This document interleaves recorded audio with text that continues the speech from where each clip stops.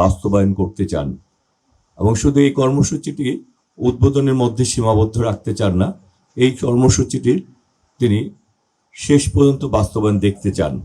এবং সেটি যদি আমরা করতে চাই, আমাদেরকে এই কর্মসূচির সাথে আমাদের সাধারণ যারা এদেশের নাগরিক রয়েছেন, যারা এই দেশ গড়ার পিছনে সবচেয়ে বেশি কারিগর হিসেবে কাজ করে থাকেন, আমরা যদি আমাদের দেশের জনগণকে সম্পৃক্ত করতে পারি, সর্বস্তরের মধ্যে এটি জনপ্রিয় করে তুলতে পারি, সে লক্ষ্যে আমি মনে করি যেহেতু সড়ক পরিবহন মহাসড়কের যারা সম্পৃক্ত রয়েছেন কর্মকর্তাবৃন্দ, তাদের সাথে বিভিন্ন পেশার মানুষের উঠা বসা আছে, তারা যদি সেই কাজটিকে তাদের মধ্যে ছড়িয়ে দিতে পারেন, তাদেরকে উৎসাহিত করতে পারেন, তাহলে এই বৃক্ষরোপণ কর্মসূচিটিকে বাস্তবায়ন এখন সম্ভব হবে।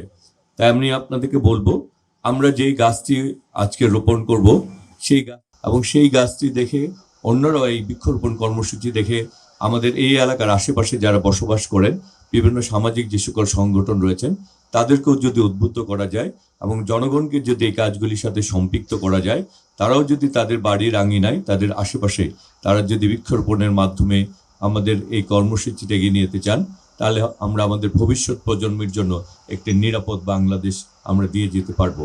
সেই কারণেই বলছি, আমরা এটি শুধু কর্মসূচির মধ্যে আমরা সীমাবদ্ধ করতে চাই না, আমরা এই কর্মসূচিটিকে আমাদের ভবিষ্যৎ বাংলাদেশকে একটি নিরাপদ বাংলাদেশ, একটি মানবিক একটা উন্নয়নের বাংলাদেশ গড়তে চাই। যেই পরিকল্পনার আমাদের প্রধানমন্ত্রী জনাব তারেক রহমান যে বাংলাদেশ গড়তে চান, আর সেই বাংলাদেশকে আমরা যাতে এগিয়ে নিয়ে যেতে পারি এবং ব্যক্তিগত পর্যায়েও আমরা সবাই যাতে আজকে শুধুমাত্র সরকারি কর্মসূচির মধ্যে সীমাবদ্ধ না থাকে, আমরা যারা এখানে উপস্থিত রয়েছি আমাদের সকলেই, আমাদের পরিবার রয়েছে, আত্মীয় স্বজন রয়েছে, বন্ধুবান্ধব, তাদের মধ্যেও আমাদের এই বৃক্ষরোপণ কর্মসূচিটিকে আমরা যদি জনপ্রিয় করে তুলতে পারি, তাহলে আমাদের প্রত্যাশা এবং আমাদের ইচ্ছার বাস্তব প্রতিফলন হবে। সেই প্রত্যাশা রেখেই আজকের মতো বিদায় নিচ্ছি। সবাই ভালো থাকবেন, সুস্থ থাকবেন। আসসালামু আলাইকুম। বাংলাদেশ জিন্দাবাদ।